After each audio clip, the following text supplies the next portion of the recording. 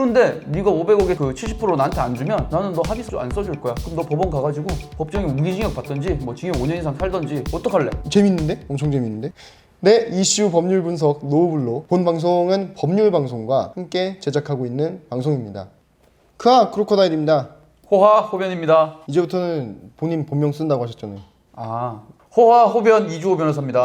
뭐야 그게? 네, 노블로 정식 채널 오픈 후 두 번째 시간인데요. 이번에는 개그맨 박송 씨에 대한 이야기를 좀 해보겠습니다. 박송 씨가 이제 친형인 박진홍 씨한테 116억 민사소송을 했는데요. 이 사건 대부분 알고 계실 텐데 이제 워낙 여러 매체에서 이 내용에 대해서 많이 다뤘기 때문에 저희는 그냥 핵심적인 내용만 간단하게 설명하고 법률 분석 들어가겠습니다. 박송 씨가 이제 친형이랑 법적 문제로 다투게 된 데에는 이제 연애 활동을 이제 가족 사업으로 진행했기 때문인데요. 친형과의 문제가 생긴 후에 이제 지금은 독립을 했지만 전 소속사 직원이 누군지 아세요? 전 소속사 직원이 박진홍 친형의 와이프 아닌가요? 맞습니다. 네. 박송의 이제 친형 부부인데 이분들이 이제 모든 수익, 재산 다 관리를 했죠. 근데 이 과정에서 박송 씨의 재산을 횡령을 하게 된 겁니다. 그 친형이랑 30년 전부터 2020년 7월까지 배분율을 8대 2로 시작해서 이제 나중에는 7대 3까지 분배를 하기로 하고 약정을 했는데 이 과정에서 이제 출연료 정산을 제대로 받지 못하고 횡령을 당하게 된 겁니다. 이 범죄 사실을 이제 요약을 하자면은 약정했던 수익의 그 7대 3 비율을 지키지 않은 거, 그리고 법인카드를 개인 생활비로 무단 사용하고 출연료 정산 미이행,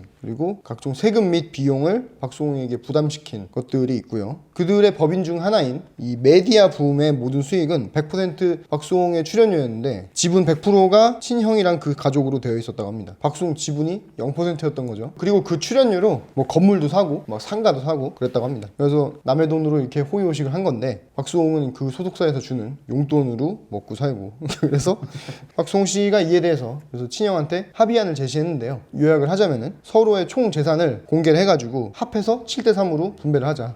진짜 착하네. 너네 거 7대 3 내놓으라는 게 아니라 내 것까지 해서 7대 3 하자는 거 아니야? 다 합쳐서 7대 3 하자. 그리고 뭐 본인을 향한 악의적인 언론 플레이, 그리고 재산 횡령, 그리고 출연료 정산 불이행에 대해서 사죄해라. 뭐 사과하라고. 그냥 사과만 하래요. 그리고 합의하고 서로 화해하고 용서 및 상호간 비방을 하지 않는다. 근데 이거를 안 받아들였어요. 그거 왜 안 받아들여? 모르겠어. 그리고 악의적으로 박수홍을 비방하는 기사를 내고 이 반성의 기미가 안 보이니까 박송 씨가 이제 4월 5일날 이제 정식으로 고소 절차를 밟았다고 합니다. 박송 씨가 이제 이게 친형을 굉장히 신뢰를 했었다고 해요. 본인 재산이 총 얼마인지도 최근까지 몰랐고 박수홍이 진행하던 그 동침이라는 프로그램이 있는데 그 방송에서 자기 재산 관리를 이제 친형이 하고 있다 이런 식으로 언급을 하니까 가만히 듣고 있던 어맹란이 경제적으로 독립을 해야 된다. 안 그러면은 가족이랑 크게 싸울 수도 있다. 뭐 이런 식으로 말하면서 인생 조언을 해줬거든요. 근데 그것이 사실이 되었습니다.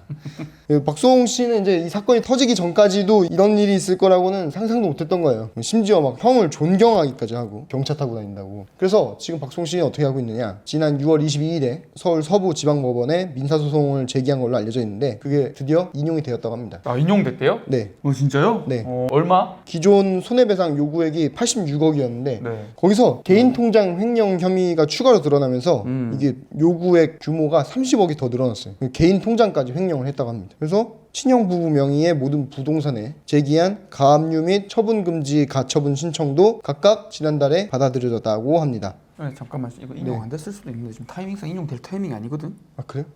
인용 안 됐을 거야 지금 아마. 가압류가 인용됐네. 이거는 지금 타이밍상 민사소송 116억 이게 인용될 타이밍은 아니고 잠깐만, 인용이 뭐예요? 이기는 거예요. 이제 소송을 걸었어요. 네. 그럼 재판부가 네. 오케이 네 말 들어줄게. 아 그게 인용이야? 근데 그러니까 기각 그럼 네 말 안 들어줘. 인용이 승소다? 근데 이게 그런 게 있어. 피고는 이 청구가 기각돼야 이기는 거고 네네. 이 원고는 인용이 되면 승소한 거거든. 승소라고 요한 얘기를 하면 이제 헷갈리는 거지 이제. 인용. 이거 모를 수 있어요. 나도 변호사 낼 때 몰랐어. 그다음 인용이 그냥 뭔가. 그러니까 원고가 이겼다. 네, 원고가 이겼다. 청구인이 신청인이 이겼다. 뭐 그런 거고. 아직 그러니까 재판이 끝난 게 아니니까 인용이 된 건 아니네요. 본안은 이제 여기서 본안은 116억짜리고. 네, 그렇죠. 인용이 된 거는 가압류 및 처분금지 가처분 신청이 인용이 된 거죠. 맞습니다.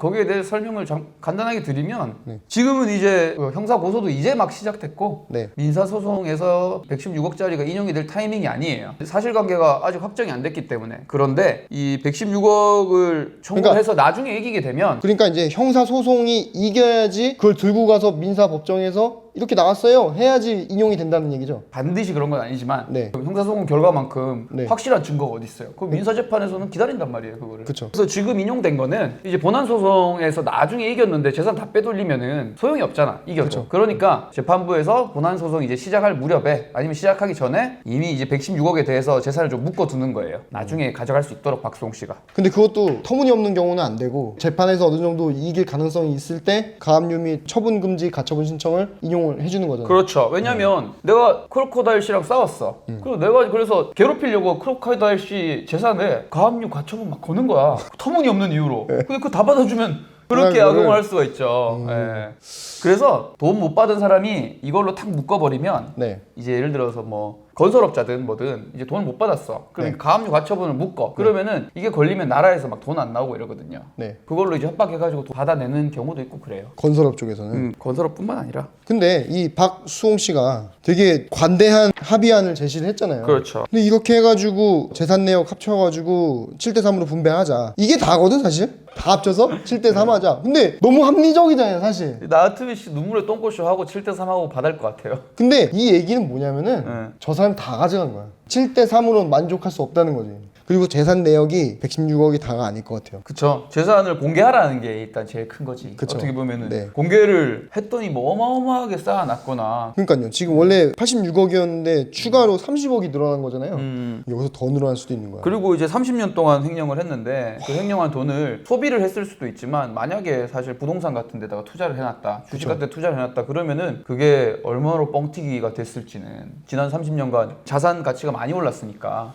그러니까 자기가 이제 투자를 잘해가지고 돈을 벌었다 뭐 이렇게 주장할 수도 있는 거 아니에요. 그렇죠. 그렇게 네. 주장할 수도 있죠. 그러면은 이제 뭐 그런 식으로 나올 수도 있겠네요 저쪽에서. 그런 식으로. 내가 너한테 받은 거는 한 10억밖에 안 돼. 근데 내가 나중에 이걸 갖다가 다 투자를 하고 해가지고 벌어들인 돈이 이만큼이다. 그러니까 뭐 이런 식으로 나오면 어떻게 되는 거예요? 박수홍 씨 형이 박수홍한테 뭐 예를 들어서 100억을 횡령을 했는데 그게 뻥튀기가 돼가지고 그게 불어나서 500억이 됐다. 그러면 박수홍 입장에선 500억을 받고 싶잖아요. 그쵸. 500억에 70%를 받고 싶겠죠. 그렇죠. 350억을. 네. 그렇지만 그렇게 할 수 없어요. 어쨌건 횡령한 돈은 가져간 돈은 100억이니까 네. 민사법원에서 판결이 나는 거는 100억이 판결이 날 거예요. 그러면은 뻥튀기 된 400억은 못 받느냐? 법원에서 받아주진 않아요. 그렇지만 이런 방법이 있죠. 이게 특경가법이 걸리거든요. 100억이 넘어서. 그쵸. 그러면 이게 무기 또는 5년 이상의 징역이 법정형이에요.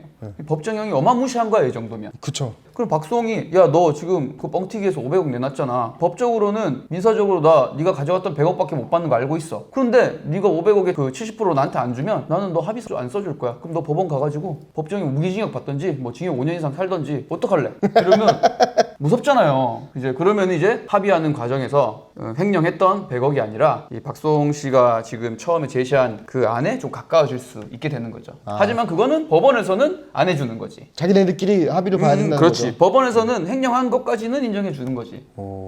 재밌는데? 엄청 재밌는데? 하여간 어렵지 않나? 굉장히 어려운데 이게 이제 법정 싸움이 왜 이렇게 진행이 되고 있는지에 대해서 대충 파악을 할 수 있었던 것 같아요. 네, 그래서 지금 이 세 개가 나온 거예요. 형사 고소가 있고 민사 손해배상 청구가 있고 네. 그리고 재산을 묶어놓는 보전 처분이 이 세 개가 지금 진행되고 있는 거예요. 이 세 개를 이제 잘 섞어서 이제 박수홍 씨가 어떤 피해를 보전을 하게 되는 거죠. 야, 이 법의 세계는 오묘하다. 이거. 아무튼 어떻게 진행될지는 한번 좀 계속 지켜봐야 될 것 같은데요. 네. 뭐 엊그제는 이 박송 씨가 결혼 발표도 하고 SNS에 결혼 축하드리고요. 중요한 시기에 아무쪼록 그 뭐 아무 문제 없이 잘 마무리되기를 바라겠습니다. 오늘은 여기까지 하고 다음 시간에 뵙겠습니다. 그만! 호박!